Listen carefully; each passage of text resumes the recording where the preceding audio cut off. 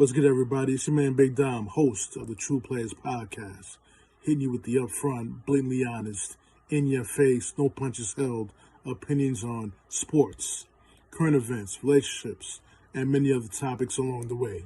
Check out this next episode of my podcast.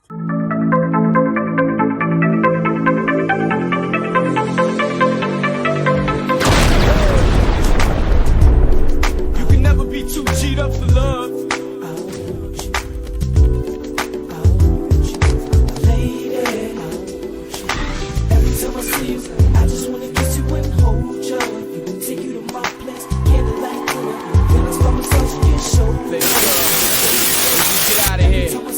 Take a little flight. Let's get lost in love. Let's go. Ma, it's no problem to hold you, tongue stroke you, please you like I'm supposed to. Touch spots that ain't ever been touched, and I won't stop till both these squirrels get their nuts. Hey, you know it's good when we freakin', king size squeaking after I ease in. If you was with me, baby, 24/7, best believe that every single day would be a sweet day. Girl, you sweeter than a cheesecake. If you want beef, prophecy will be a beefcake. I make love to you till you fall asleep, leave you with sweet dreams between the sheets. Was the night before that night. I was born on that day, but not last night. Once upon a time, I had my cash right. What's good, everybody? It's your man Big Dom coming live and at you with another True Players Podcast episode. You guys already know what I'm going to be talking about today. I need some time after the loss on Friday to really collect my thoughts. Get over the anger, getting over being pissed off about the Knicks losing to Miami the way they did. On top of that, it's just not about losing, but the way they lost with the opportunity to tie the game late with their superstar, the ball they had to their superstar. And he made a critical turnover at the closing moments of the game. The Knicks didn't have an opportunity to tie the game. And there you have it. They're going home. They're going fishing. But like I said, I need some time to recollect and think about what I'm going to say on this podcast. I didn't even write no notes. I'm just going off the whim about this, guys. Off the whim. Because there's a lot to say about the loss and where do they go from here. That's most important is that with this team, where do they go from here? And let's get into it. You know what I'm saying? First quarter, Roger Barrett gets into foul trouble. We just get to the foul line. 8 from the foul from the stripe. You know what I'm saying? We thought he was going to have a big game. The way he started, he was attacking the basket, doing some things with the basketball. And so as he got to some foul trouble, I guess it threw him off the rhythm. Threw him off his rhythm for the rest of the game. He ended up finishing with 1 out of 10 for about 11 points, which in a game that you needed to win, especially when Jalen was going off for 41 points. He needed help. That's unacceptable. And I'm a big backer of RJ Barrett, but that was unacceptable. He needs to learn how to go to his right hand. That's something that he needs to develop in the offseason. His right hand, his drive to the right side. He needs to develop over a mid-range game. Hit those mid-range jumpers. Develop a post game. For a guy who plays at 3, you know. Even though I believe he should be at the 2, but that's another story for another day. On top of that, we got Julius Randle. That's his name, but that's what I'm gonna call him, Julius Randle. And anybody who knows, who's been watching the podcast, knows I'm not a big fan of his. Not because he's a bad player. I think he's a very good player, but his mental is off. When things are not going well, he just shuts down. He shuts down. You know what I'm saying? Shows off his teammates. Shows up his teammates on the court. That's not a good teammate. You want to sit there, show up your teammates on the court on national TV. That's not a good thing to do. Not a good thing to do. And this is the second player was that, you know, he came in and was not the player he was in the regular season. He was almost I wouldn't say he fell off the cliff, but he was less than what he was in the regular season. And if people are going to call him a superstar, I understand he made the All NBA third team. I get it. Yeah, he's a superstar, quote unquote superstar, because he made the All NBA third team. 2-time All-Star with the New York Knicks. Yeah, he's a superstar. No, he's not. No, he's not.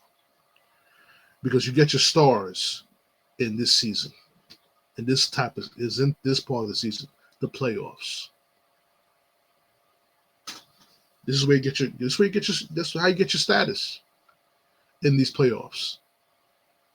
And to the nerve of people who I'm going back and forth with on Twitter, I'm going back and forth with on Facebook groups. The nerve to say to compare this man to Ewing. The nerve is disrespectful to Patrick Ewing, top 50 NBA player. You don't do that. Patrick Ewing has had some big games in the playoffs. I remember that game 7 against Indiana in 93-94 season. 25 points, 22 rebounds, and a big offensive putback at the end of the game. I remember that game, as well as other games that he played in. Even in losses, especially that team from 96-97 season, which in my opinion was Ewing's best team to dethrone Jordan. His best team to dethrone Jordan. Because of P.J. Brown incident, Ewing in Game 7 drops 37.17 rebounds. Julius Randle went 3 for 14 for 15 points. In the game they needed to go back home to a possible Game 7 and possibly with the ability to at least go on to the East Conference Finals. At least. But he didn't show up either. You know who else didn't show up either at times? You know what? I'm not gonna get on the coach today. But I will get on the coach today anyway. I say I would not say that, I say I will. Because sometimes this is the situation is so much similar to the team that went to the playoffs in 2012, 2013 with Carmelo Anthony and that older squad. Yes, the teams were different because this team's a younger squad, young and upcoming.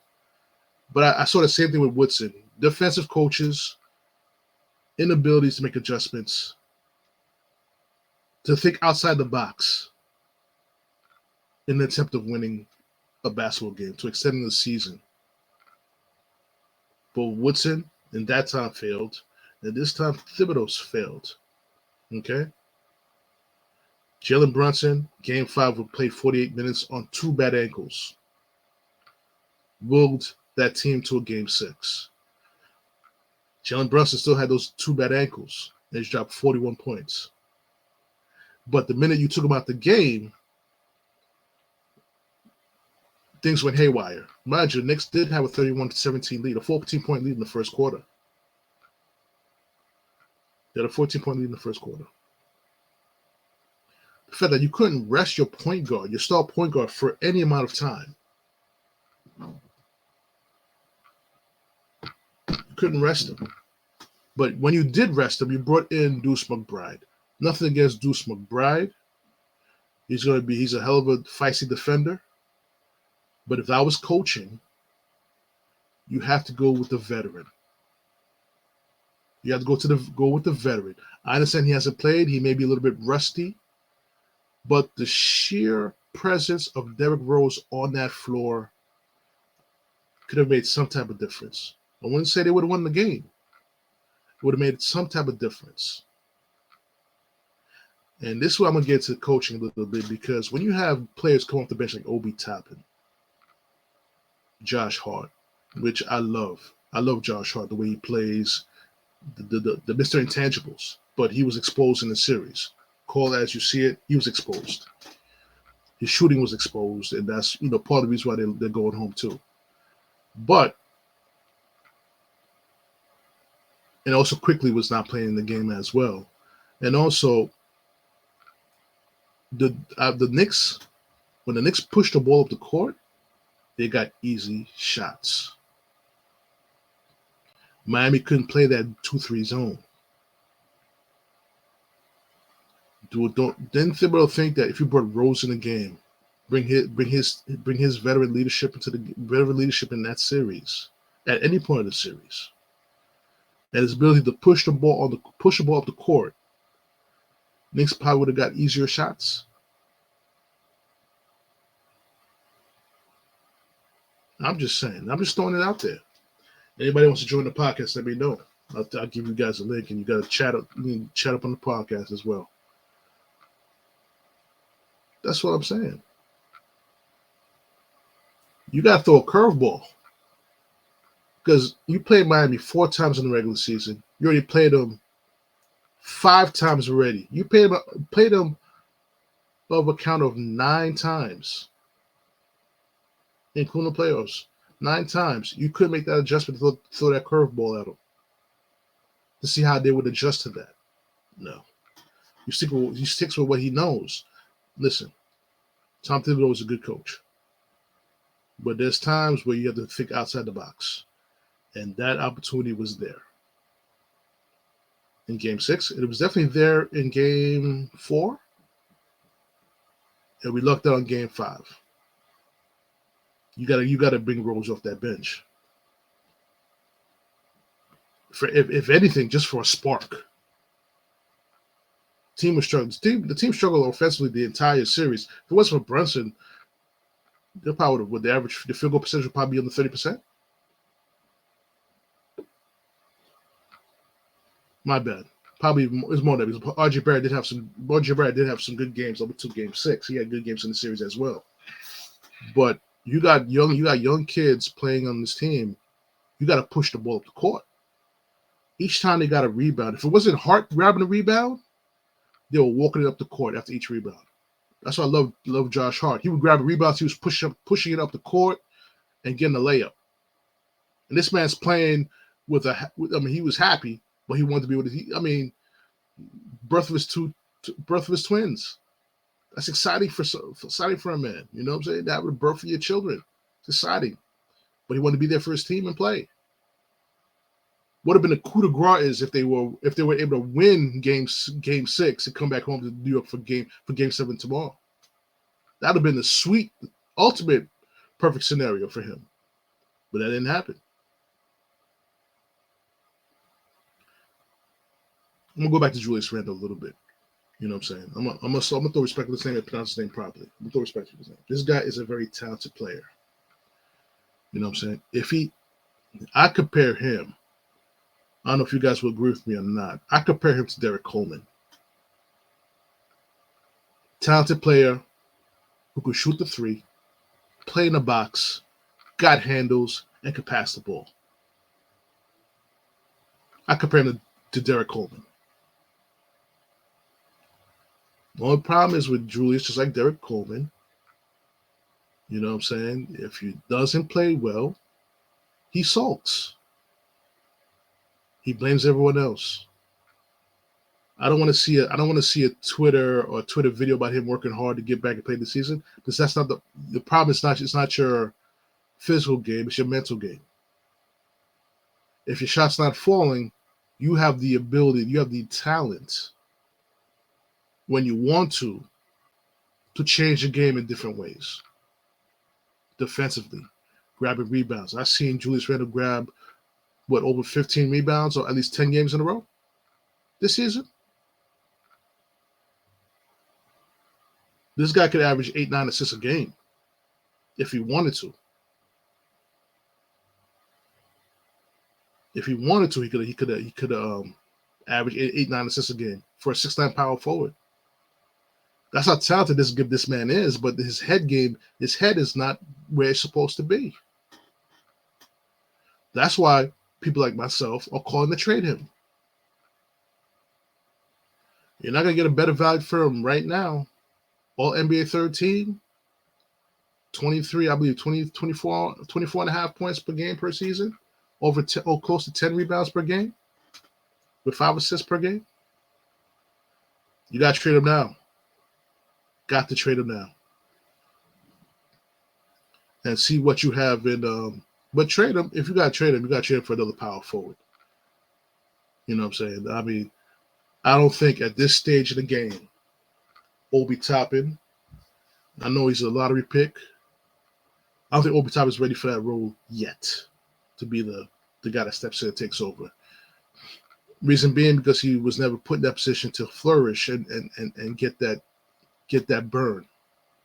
We saw what Obi Toppin could do when he gets over 30 minutes per game. We've seen it. You look at the numbers, do the plus and minus on that. You see what he can do when he has over 30 minutes per game. But he still got more development to happen. He needs to develop a mid-range jumper. To keep working on his three-point shooting. He needs better handles. Yeah, he needs better handles. And his defensive awareness has to be a whole lot better. If you're going to play on the Thibodeau system, the defensive awareness, as far as numbers go, if you go by NBA Live or NBA 2K, got to be at 99 to play on Tom Thibodeau's team. Gotta have that awareness on the defensive end, and I felt he did. He's improving, but he needs to be a whole lot better. He got a lot of room for improvement on that end. He has to become a better rebounder. He has to get stronger. He got to hit that weight room and develop a post game. This Obi Toppin, I don't care what anybody tells me. Obi Toppin can play the power forward and the small forward positions. He can play both because he got the quickness, he got the athleticism to do it. You know what I'm saying? Now I'm gonna get to RJ Barrett. You know, if they don't trade him, because it's gonna be like a movement to trade RJ Barrett. I don't know why, but you know, that's the New York Knicks fans. You know, New York Knicks fans don't know what they have until it's gone. Don't believe me? Ask Patrick Ewing. But as far as that goes, RJ Barrett, I'm gonna say it. People said that he didn't really improve. I think he regressed this season. I'm gonna tell you that. I think he regressed. The first 2-3 seasons in the NBA, he could get to the basket anytime he wants. This year he looked a bit slower. He needs to get stronger. And like Obi Toppin, he needs to develop a mid-range game too. A devastating mid-range. If RJ Barrett with his slashing ability has that 18-foot game, this guy should be an all-star for the rest of his career. And less turnovers, please. Less turnovers. I understand he's trying to get teammates involved. I understand that, but he has to make better decisions. If you're gonna shoot the ball, you're gonna shoot the ball.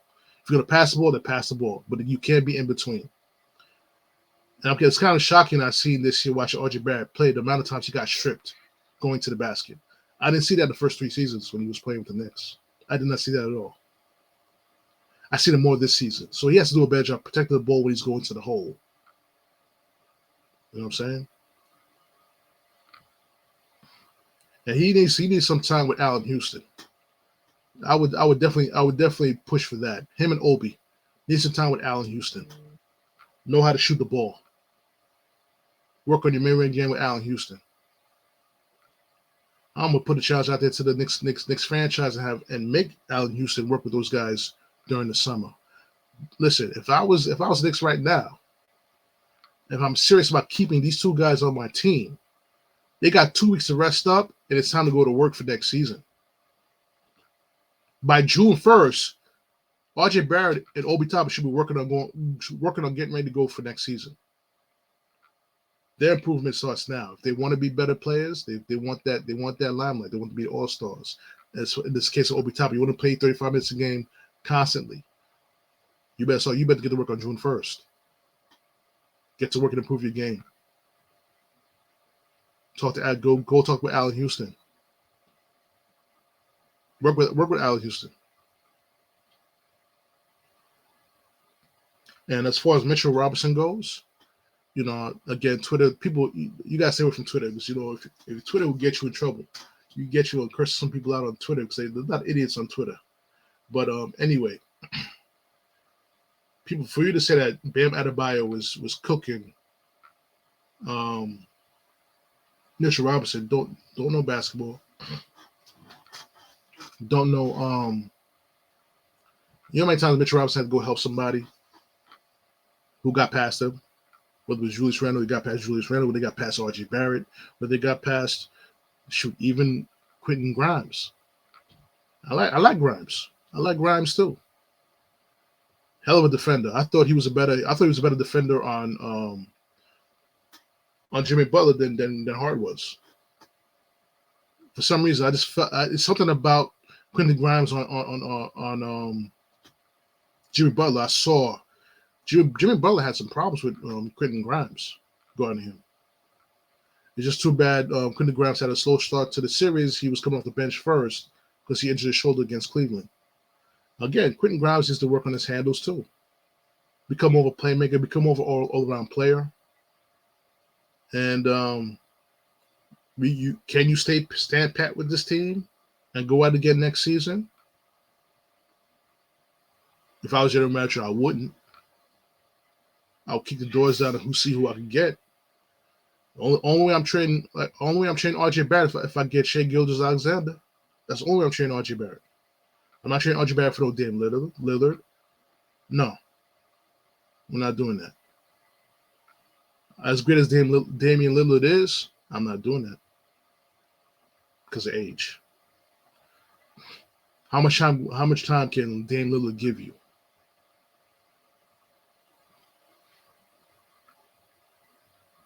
He's been hurt. He hasn't played a full season. He's been hurt a few times these past couple of seasons. So what do you guys think, man? What do you guys think of my assessment of the New York Knicks as Boston and Philly is playing right now? What do you guys think about that? Feel free, because I'm open for all conversation. I'm open for another podcast. If you want to share some ideas of what you think was what I said about you, or you want to contest what I'm saying, I'm more than happy to jump on another podcast with each and every one of you, and we can discuss it like true Knicks fans. Come up with a happy medium. How to get our team back to the playoffs and go further than the second round. Because next season, just going to the second round is not enough now, guys. The bar's been set now. If we want to improve, we got to get to the Eastern Conference Finals. And let me tell you something. This Eastern Conference is getting better and better every single season. Don't sleep on Brooklyn. Don't sleep on Brooklyn. They're about. Let me tell you something. Brooklyn. You could argue about that. If Brooklyn Nets get Karl Anthony Towns, they'll be a top 4 team in the East. With Cam Johnson, Spencer Dinwiddie, and the other kid they got from Golden State. Was it Golden State? Yeah. Oh, Phoenix. The kid from Phoenix. They could be a top 4 team in the East. And keep in mind, Cleveland's going to get better too. That's for Donovan Mitchell's first year in Cleveland. They're going to get better. But now, it is what it is. Knicks are going home, So now what the Knicks have done to me is I'm forced to watch the poor excuse of the New York baseball franchises. Now, we're stuck with the New York Mets and the New York Yankees. Even though the Yankees are getting a little bit better, but my Mets,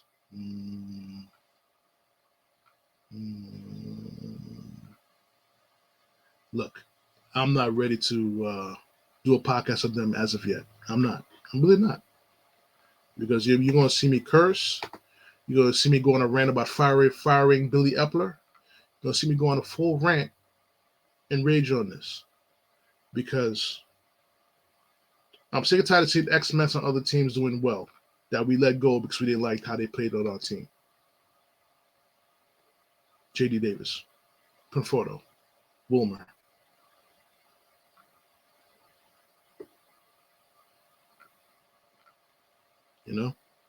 So on that note, guys, you could definitely watch a podcast on Anchor. Watch a podcast on YouTube, Patreon. Listen to podcasts on Spotify, iHeartRadio, TuneIn Radio, Google Podcasts, Apple Podcasts, Anchor, and any other platforms that definitely where you can listen to True Players Podcast on podcasts or on any platform. So on that note, since the Knicks are officially fishing, once again, we wish Josh Hart congrats on his birth of his twins. It was always a blessing to bring a new offspring into the world, and he brought 2. His wife brought in twins. That's even more special. So definitely congrats for his family. I know he deep down he wish he could play Game 7 tomorrow to make it like a full set of happiness. But the Knicks need now to work on his contract, re-sign him, re-sign quickly, and then go from there with the rest of the roster as far as possible trades. You got a lot of draft picks. And my man Evan Fournier. Au revoir, mon ami. So it's your man Big Down sign off on this podcast. I'll see you on the next episode. Peace.